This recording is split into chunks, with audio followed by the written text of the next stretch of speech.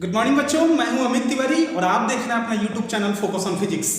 बच्चों, हम लोग स्टडी कर रहे हैं अभी क्लास 10th के लिए chemical reaction and equation.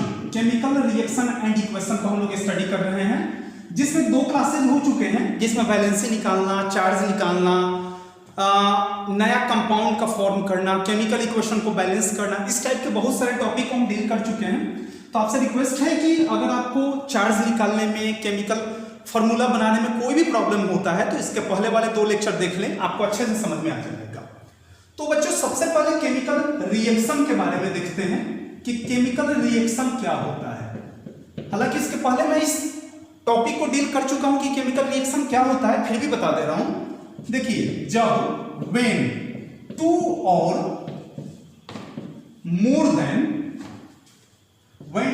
more than 2 substances, 2 or more than 2 substances, अब सब्सटेंस के रूप में एलिमेंट आ सकता है, मॉलिक्यूल आ सकता है,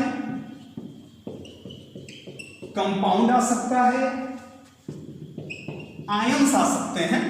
तो कह रहा है कि when 2 or more than 2 substances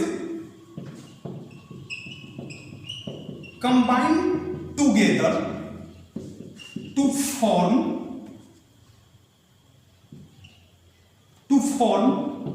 one or more than one substance, one or more than one substance is called chemical reaction, is called chemical reaction। लेकिन याद, एक ध्यान दीजिएगा एक बात कि यहां पर लिख सकते हैं combine together to form one और मोर देन वन सब्सटेंस। यहां पर एक चीज जोड़ सकते हैं विथ न्यू प्रॉपर्टीज, यानी कि प्रॉपर्टी चेंज होना चाहिए। यहां पर लिख सकते हैं आप कि when 2 or more than 2 substance combine together to form one or more than one substance with new properties is called chemical reaction।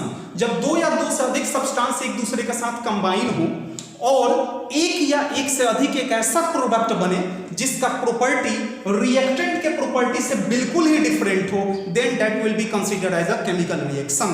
New compound का फॉर्मेशन होना चाहिए, और जब न्यू कंपाउंड फॉर्म होगा तो उसका प्रॉपर्टी भी न्यू होगा, उसका प्रॉपर्टी भी डिफरेंट होगा रिएक्टेंट के साथ, तो उसको केमिकल रिएक्शन कहेंगे हम। जैसे एग्जांपल मैंने उस दिन दिया था कि जैसे H2 + O2 क्या बनाया, H2O बना दिया। तो यहां पर हाइड्रोजन गैस के रूप में, यहां पर ऑक्सीजन गैस के रूप में, और जो वाटर बना वो लिक्विड के रूप में बना। तो आप देखेंगे जो प्रोडक्ट फॉर्म हुआ, ये जो LHS साइड में होते हैं उसको क्या कहा जाता है, रिएक्टेंट कहा जाता है, और जो RHS साइड में होते हैं उसको प्रोडक्ट कहा जाता है। तो जो प्रोडक्ट फॉर्म हुआ उसका प्रॉपर्टी रिएक्टेंट के प्रॉपर्टी से बिल्कुल ही डिफरेंट था, तब इसको हम केमिकल रिएक्शन कंसीडर कर सकते हैं, इसको केमिकल रिएक्शन के रूप में जाना जा सकता है। अब देखिए, केमिकल रिएक्शन होने के लिए कुछ टर्म देखना जरूरी है कि कैसे समझे कि केमिकल रिएक्शन हो रहा है। सबसे पहला, फर्स्ट नंबर, ऐसे समझिए कि characteristics of chemical reaction. First में कैरेक्टरिस्टिक्स ऑफ केमिकल रिएक्शन के फर्स्ट में लिख सकते हैं हम evolution of gas. Evolution of gas यानी कि गैस रिलीज होना चाहिए प्रोडक्ट के रूप में। तो गैस रिलीज कैसे होगा प्रोडक्ट के रूप में, जब आप किसी मेटल को एसिड के साथ रिएक्ट करा देंगे।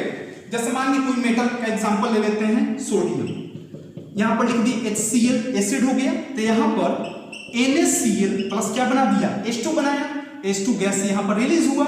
तो हाइड्रोजन गैस, ये रिलीज का साइन होता है, तो हाइड्रोजन गैस का रिलीज होना, यहां पर क्या रिलीज हो रहा है, गैस रिलीज हो रहा है ना। तो गैस का रिलीज होना ये बता रहा है कि यहां पर केमिकल रिएक्शन हुआ, ठीक है ना।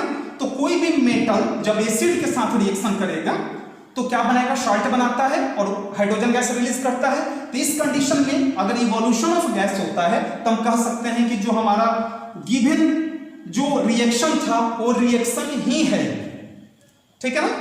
न्यू प्रॉपर्टी वाले टर्म फॉर्म हुए हैं, न्यू प्रॉपर्टी वाले सब्सटेंस फॉर्म हुए हैं, इसलिए इसको हम कह सकते हैं। सेकेंड प्रॉपर्टी इसका आता है, सेकेंड प्रॉपर्टी के रूप में लिख सकते हैं चेंज इन कलर। यानी कि रिएक्टेंट में जो सब्सटेंस थे उनका कलर अगर प्रोडक्ट में जो सब्सटेंस है उनके कलर से मैच नहीं खा रहा हो, यानी कि प्रोडक्ट में जो सब्सटेंस फॉर्म हुए हैं उनका कलर रिएक्टेंट के कलर से बिल्कुल डिफरेंट हो, तब हम कह सकते हैं कि वहां पर केमिकल रिएक्शन हुआ। जैसे मान गए साइट्रिक एसिड को जब आप पोटेशियम परमैंगनेट के साथ मिलाएंगे, साइट्रिक एसिड को जब पर्पल कलर्ड पोटेशियम परमैंगनेट के साथ कंबाइन करेंगे तो जो प्रोडक्ट में पोटेशियम परमैंगनेट फॉर्म होगा, प्रोडक्ट जो बनेगा उसमें पोटेशियम परमैंगनेट का जो पर्पल कलर था वो कलरलेस में चेंज हो जाएगा। यानी कि पर्पल कलर जो होगा वो क्या हो जाएगा, कलरलेस हो जाएगा। तो कलर चेंजेज हुए तो वहां पर भी हम क्या कह सकते हैं कि केमिकल रिएक्शन हुआ। थर्ड केस आता है चेंज इन स्टेट। थर्ड में लिख सकते हैं चेंज इन स्टेट। स्टेट का चेंज होना, स्टेट का चेंज होने का मतलब ये नहीं कि बिहार से उत्तर प्रदेश चले गए, उत्तर प्रदेश से दिल्ली चले गए, ऐसा नहीं। स्टेट मींस होता है कि अवस्था। जैसे मान लीजिए फॉर एग्जांपल इसी के एग्जांपल ले लेते हैं हम, हाइड्रोजन प्लस ऑक्सीजन H2O। ये तो यूनिवर्सल रिएक्शन होता है, किसी के साथ लागू हो जाता है, सबके साथ लगभग ये लागू हो जाता है। तो हाइड्रोजन यहाँ गैस के रूप में, ऑक्सीजन यहाँ गैस के रूप में, जो प्रोडक्ट फॉर्म हुआ वो लिक्विड के रूप में। तो यहाँ पर गैस किस में चेंज हुआ, लिक्विड में चेंज हुआ, तो यहाँ पर स्टेट चेंजेज हुए, तो कह सकते हैं कि केमिकल रिएक्शन हुआ। 4 नंबर में आता है change in temperature. Change in temperature यानी कि रिएक्टेंट का टेम्परेचर अगर प्रोडक्ट के टेम्परेचर से डिफरेंट हो, यानी कि जो प्रोडक्ट फॉर्म हो रहा है उसका टेम्परेचर रिएक्टेंट के टेम्परेचर से या तो ज्यादा हो या कम हो, तब भी वहां पर हम कह सकते हैं कि वहां पर केमिकल रिएक्शन हुआ। जैसे मान लीजिए कि एक कोई कंटेनर ले लीजिए, उसमें मेटल रख दीजिए, मेटल के रूप में जिंक या अदर मेटल रख सकते हैं, उसमें एसिड आप डालिए, जैसे हाइड्रोक्लोरिक एसिड डालें HCl, तो आप देखेंगे जिंक और एसिड रिएक्ट करके, सबसे पहली बात कि जिंक और एसिड जब रिएक्ट करेगा तो हाइड्रोजन गैस रिलीज होगा। उस हाइड्रोजन गैस को हम देख सकते हैं, उस हाइड्रोजन गैस को रिलीज होता हुआ हम फील कर सकते हैं। लेकिन जब हम कंटेनर को टच करेंगे तो हम हीटिंग इफेक्ट को फील कर सकते हैं, यानी कि कंटेनर पहले के कंपेयर में ज्यादा गर्म हो गया रहेगा, ठीक है ना। तो वहां पर रिएक्शन होने की वजह से कंटेनर गर्म हुआ, तो गर्म होने का मतलब कि वहां पर केमिकल रिएक्शन हुआ, कुछ ना कुछ चेंज तो हुआ ना, कुछ ना कुछ चेंज होना चाहिए। और 5 नंबर में आता है, सबसे लास्ट में आता है 5 नंबर में formation of precipitate. Formation of precipitate, जब हम डबल डिस्प्लेसमेंट रिएक्शन पढ़ेंगे तब वहां पे हम इसको डिटेल में जानेंगे कि प्रेसिपिटेट क्या होता है, उसका फॉर्मेशन कैसे होता है, ठीक है ना। तो इतना समझ में आ गया ना कि अगर 1 2 3 4 5 पॉइंट्स मैंने बताए, इस पांचों में से कुछ भी अगर दिखता है, जैसे कि गैस अगर इवॉल्व हो रहा हो, केमिकल रिएक्शन हमने कराया, अगर वहां पर गैस इवॉल्व हो रहा है, गैस रिलीज हो रहा हो, कलर का चेंजिंग हो रहा हो, स्टेट चेंज हो रहा हो, ठीक है, टेम्परेचर चेंज हो रहा हो या प्रेसिपिटेशन का फॉर्मेशन हो रहा हो, तब हम कह सकते हैं कि केमिकल रिएक्शन वहां पे हुआ। इस पांचों प्रॉपर्टी में कम से कम एक प्रॉपर्टी केमिकल रिएक्शन के समय, ठीक है ना, अप्लाई होना चाहिए। यानी कि जब हम केमिकल रिएक्शन करा रहे हो तो इस पांचों प्रॉपर्टी में से कोई एक प्रॉपर्टी दिखना चाहिए, एक प्रॉपर्टी शो होना चाहिए। यानी कि जो केमिकल रिएक्शन हुआ वो पांचों में से किसी एक प्रॉपर्टी को भी अगर शो करता है तो हम कह सकते हैं कि वहां पर केमिकल रिएक्शन हुआ। अगर एक भी प्रॉपर्टी शो नहीं किया तो वहां पर केमिकल रिएक्शन हुआ ही नहीं, क्योंकि कुछ भी नया चेंजेस नहीं आए, कुछ भी न्यू चेंजिंग नहीं हुआ, ठीक है ना। तो ये कैरेक्टरिस्टिक्स ऑफ केमिकल रिएक्शन था। यहां पर हमने केमिकल रिएक्शन का डेफिनेशन भी बता दिया, ठीक है ना, कि जब दो या दो से अधिक सब्सटेंस को कंबाइन करते हैं तो एक या एक से अधिक न्यू सब्सटेंस का फॉर्मेशन होता है, जिसका प्रॉपर्टी रिएक्टेंट के प्रॉपर्टी से बिल्कुल ही डिफरेंट होता है, that is called chemical reaction. उसका मैंने यहां पर एग्जांपल भी दिया था आप लोगों को, ठीक है ना। तो इस तरह से हम केमिकल रिएक्शन को समझ लिए, उसके कैरेक्टरिस्टिक्स को समझ लिए। ये क्या था, इसको कह सकते हैं कैरेक्टरिस्टिक्स ऑफ केमिकल रिएक्शन, लिख सकते हैं। ये क्या है, कैरेक्टरिस्टिक्स ऑफ केमिकल रिएक्शन है, ठीक है बच्चों। आगे बढ़े हम लोग, अब पढ़ते हैं हम लोग types of chemical reaction. Erase करें इसे, थैंक यू सो मच बाबू। बेटा है बच्चों। देखिए नेक्स्ट क्या पढ़ना है हमको, टाइप्स ऑफ केमिकल रिएक्शन। अब हम लोग चैप्टर पे आ चुके हैं। अब जो भी पढ़ाई होगा आपको चैप्टर में मिलेंगे, आपको अपने टेक्स्ट बुक में मिल जाएगा या साइड बुक में भी मिल सकता है, आप देख सकते हैं। अब चैप्टर से पढ़ाई होगा। चलिए नेक्स्ट देखते हैं हम लोग टाइप्स ऑफ केमिकल रिएक्शन। ध्यान से समझिएगा, रिएक्शन अगर समझ में नहीं आया तो फिर आगे चल के बहुत प्रॉब्लम हो जाने वाला है, क्योंकि हर एक चैप्टर में मैक्सिमम रिएक्शन ही है। जब रिएक्शन समझना बहुत जरूरी है। तो हम लोग क्या देखने वाले हैं, टाइप्स ऑफ केमिकल रिएक्शन। देखते हैं बच्चों नेक्स्ट टाइप्स ऑफ, देखिएगा types of chemical reaction. Chemical reaction के टाइप। रिएक्शन पढ़ना बड़ा इंपॉर्टेंट है। केमिस्ट्री अगर आप पढ़ रहे हो, रिएक्शन नहीं आ रहा है तो फिर पढ़ना बेकार है आपका, नहीं समझ में आ पाएगा कुछ भी। देखिए टाइप्स ऑफ रिएक्शन के फर्स्ट में आता है, फर्स्ट नंबर में, फर्स्ट नंबर को कहते हैं हम कॉम्बिनेशन रिएक्शन, और दूसरा नाम दे सकते हैं इसका और एडिशन रिएक्शन। कॉम्बिनेशन रिएक्शन और एडिशन रिएक्शन। देखिए नाम से ही पता चल रहा है कंबाइन होना। जैसे कि मान के दो सब्सटेंस हैं, दो मॉलिक्यूल हैं, दो कंपाउंड हो अगर हमारे पास, जैसे एक कंपाउंड ए है और दूसरा कंपाउंड बी हो, दोनों मिलकर के एक सिंगल कंपाउंड फॉर्म कर दे। जैसे मान के Na को Cl2 के साथ रिएक्शन करा दे तो क्या बना देगा, NaCl फॉर्म कर देगा। फिर अगर हम NH3 को HCl के साथ रिएक्शन करा दे तो क्या बना देगा, NH4Cl बना देगा। फिर CaO को CO2 के साथ रिएक्शन करा दें तो CaCO3 बना देगा। तो तीनों कंडीशन आप देखिए, प्रोडक्ट के रूप में एक सिंगल कंपाउंड फॉर्म हो रहा है, यहाँ पर प्रोडक्ट के रूप में एक सिंगल कंपाउंड का फॉर्मेशन हो रहा है। तो इसको डिफाइन कर सकते हैं हम कि व्हेन टू और more than two substances combine to form a single substance। Single substance कहिए या कंपाउंड कहिए, सिंगल सब्सटेंस और कंपाउंड विथ न्यू प्रॉपर्टी, ठीक है ना।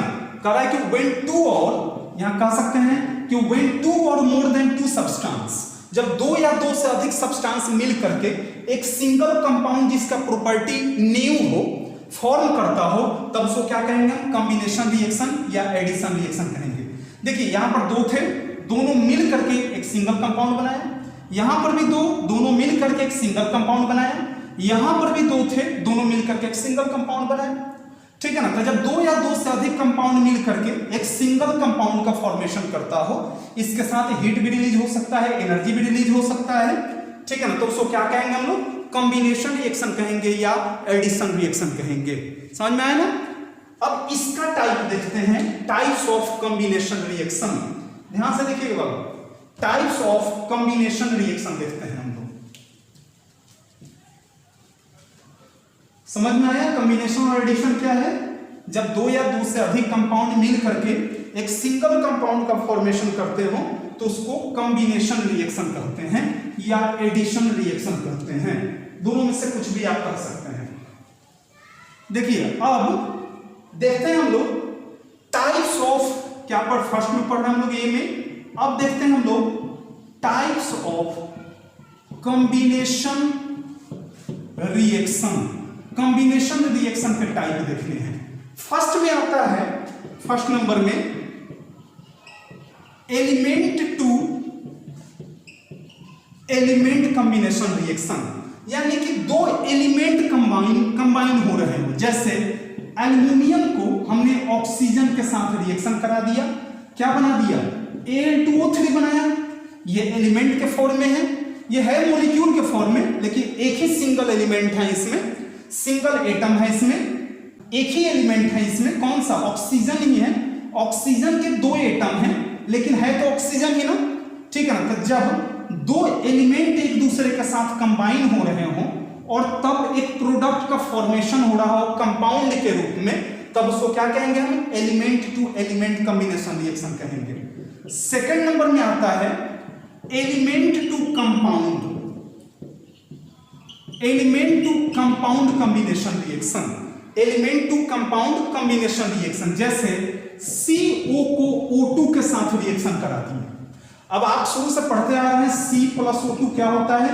CO2 होता है, लेकिन CO प्लस O2 भी CO2 होता है। ये कार्बन मोनोऑक्साइड है, ये ऑक्सीजन गैस है और यहाँ पर कार्बन डाइऑक्साइड बनाया, ठीक है ना।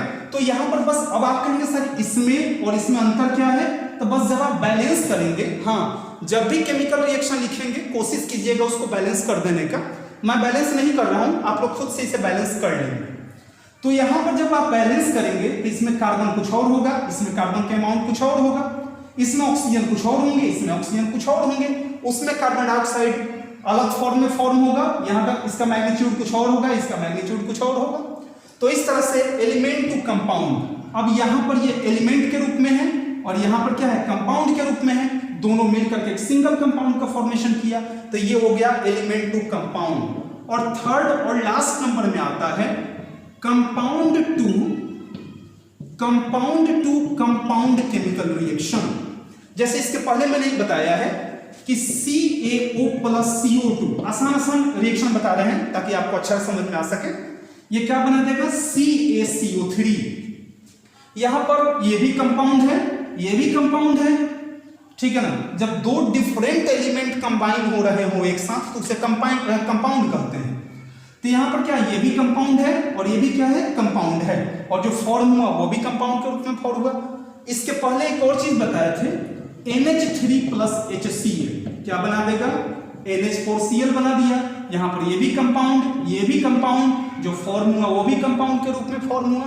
तो इसको क्या कहेंगे? Compound to compound combination reaction या एडिशन रिएक्शन। तो यहां कह सकते हैं कि कॉम्बिनेशन रिएक्शन तीन टाइप के हुए, एक element to element combination reaction, दूसरा element to compound chemical reaction और compound to compound. Element to element में केवल दो एलिमेंट, दो या दो से अधिक एलिमेंट ही कंबाइन हो सकते हैं, जबकि एलिमेंट टू कंपाउंड में एक एलिमेंट हो दूसरा कंपाउंड हो।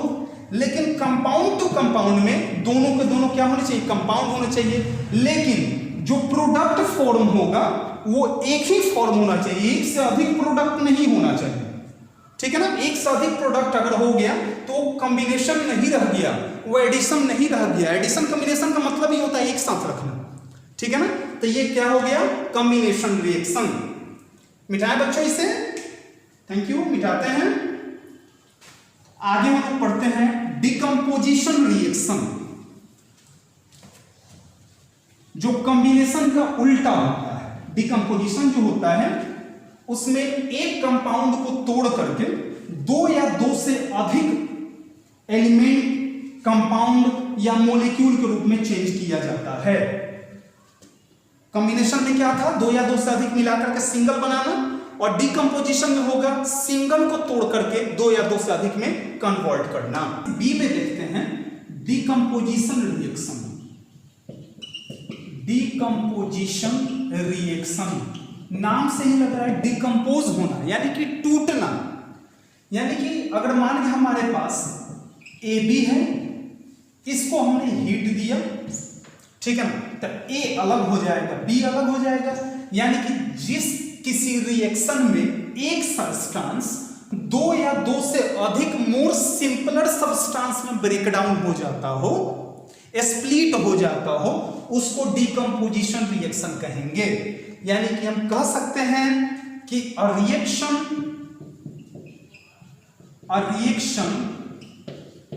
in which one substances कहो या compound कहो, one substances are splits up into two or more than two simpler substances, two or more than two simpler substances, जिसमें एक is called, यहां पर कह सकते हैं इज कॉल्ड, क्या कहेंगे उसको, decomposition reaction, is called decomposition reaction, उसको डिकम्पोजिशन रिएक्शन नाम दिया जा सकता है। ठीक है ना, किसी भी चीज को तोड़ना। ठीक है, जैसे मान लीजिए हमारे पास KClO3 है, इसको तोड़ना हो, हमने इसे गर्म किया, ठीक है ना, तो बना दिया KCl और प्लस O2 के रूप में ये टूट गया। तो जो स्प्लिट्स हुए, एक कंपाउंड स्प्लिट्स हुआ किसमें, एक या एक से अधिक सिंपलर सब्सटेंस में।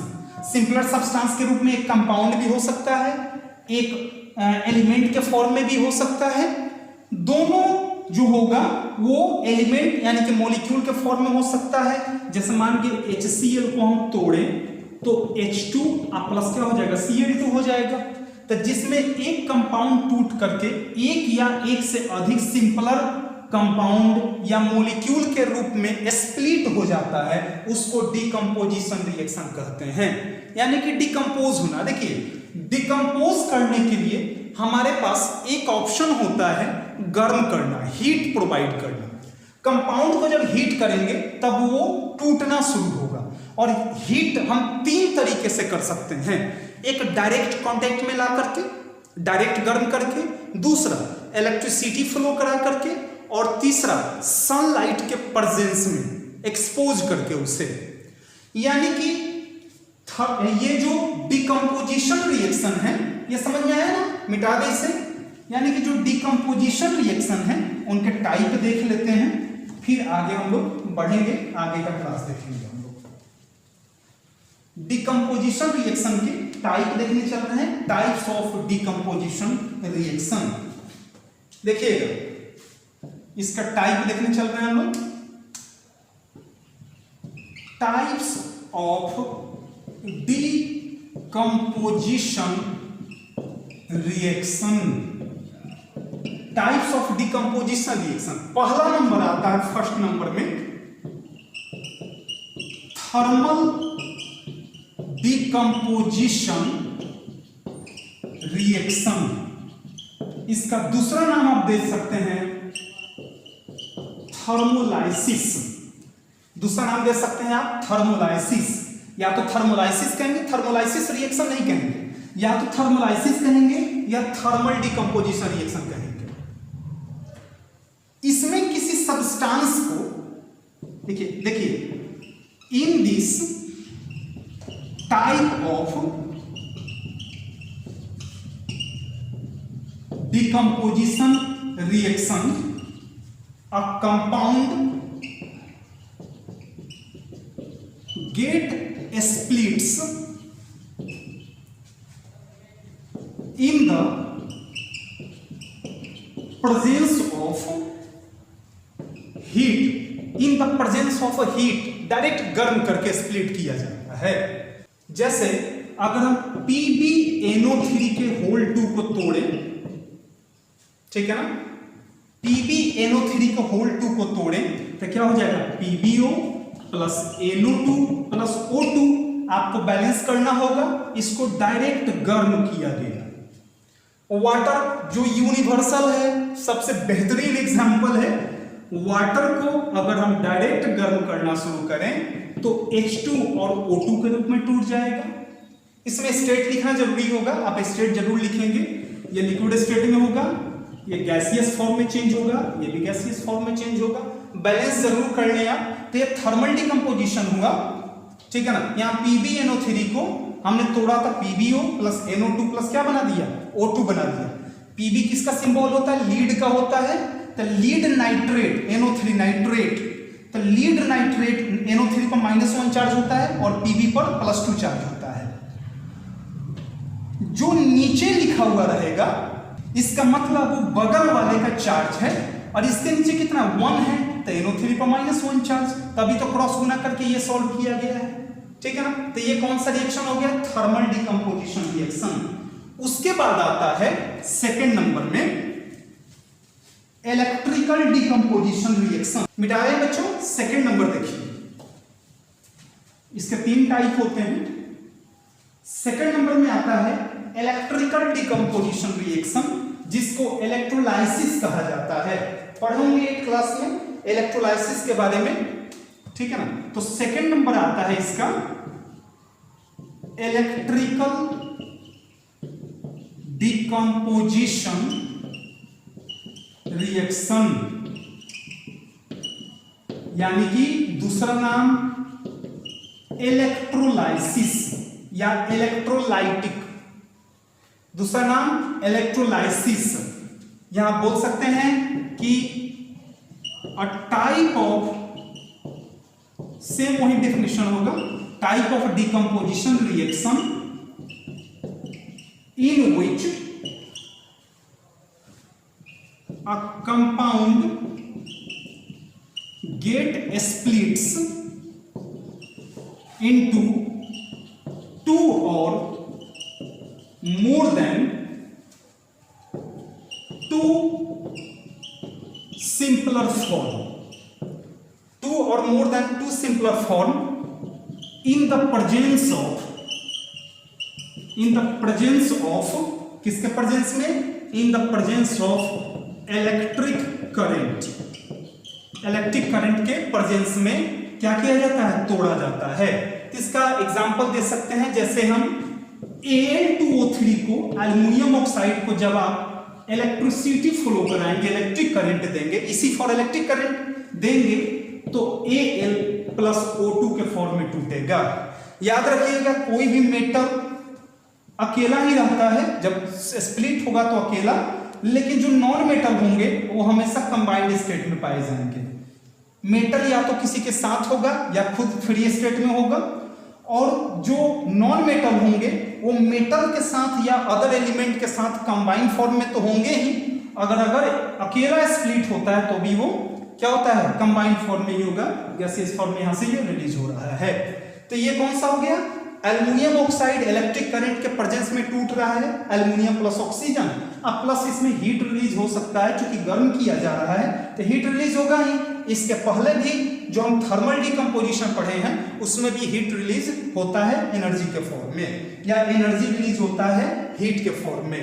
थर्ड नंबर में आता है, ज्यादा चीज नहीं मिटाएंगे, इसमें क्या करते हैं, सिंपल मिटा देते हैं, यहाँ पर इन the presence of electric current, और ये मिटा देते हैं, ठीक है ना, और यहां पर एक और इलेक्ट्रोलाइसिस मिटा देते हैं। देखिए इसमें आएगा थर्ड नंबर में फोटोलाइटिक डिकम्पोजिशन रिएक्शन।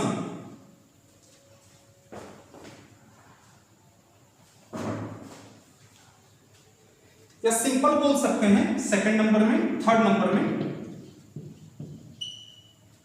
में सिंपल बोलते हैं हम लोग, एकदम शॉर्ट में लिख सकते हैं फोटो डिकम्पोजिशन रिएक्शन।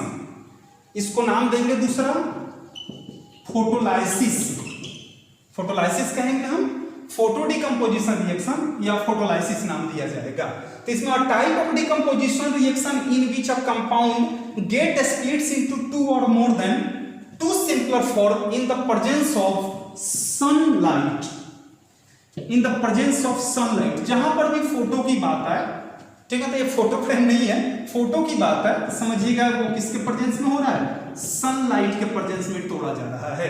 जैसे अगर AgBr को हम सनलाइट, Ag किसका सिंबल होता है, सिल्वर का, सिल्वर ब्रोमाइड को अगर हम सनलाइट दे करके तोड़े तो Ag अलग हो जाएगा और ब्रोमाइड 2 के रूप में अलग हो जाएगा। तो जहां पर भी इस एरो साइन के ऊपर सनलाइट लिखा हो, समझिए कि फोटो डिकम्पोजिशन या फोटोलाइसिस या फोटोलाइटिक डिकम्पोजिशन है। जहां पर इसके ऊपर हीट का केवल सिंबल दिया हुआ रहे तो आप समझेंगे थर्मल डिकम्पोजिशन है, इसके साथ हीट भी रिलीज हो सकता है। और जहां पर यहाँ पर इलेक्ट्रिक करंट लिखा हुआ है तो आप समझेंगे वो इलेक्ट्रोलाइसिस यानी कि इलेक्ट्रिकल डिकम्पोजिशन रिएक्शन है। तो ये था डिकम्पोजिशन रिएक्शन। इसके बाद वाले क्लास में हम लोग रिएक्शन लगभग खत्म करेंगे, जिसमें displacement reaction, double displacement reaction, neutralisation reaction, उसका प्रेसिपिटेशन रिएक्शन, एक्सोथर्मिक, एंडोथर्मिक, ठीक है ना, बहुत सारे टर्म आगे पढ़ने हैं, तो हम नेक्स्ट क्लास में उसको कैरी करेंगे। आज के लिए रहने देते हैं, फिर अगले क्लास में मिलते हैं बाबू। तब तक खुश रहिएगा, स्वस्थ रहिएगा, सुरक्षित रहिएगा और देखते रहिएगा, ठीक है। Thank you so much Babu, thank you, मिलते हैं जल्दी नेक्स्ट क्लास में। Thank you so much Babu.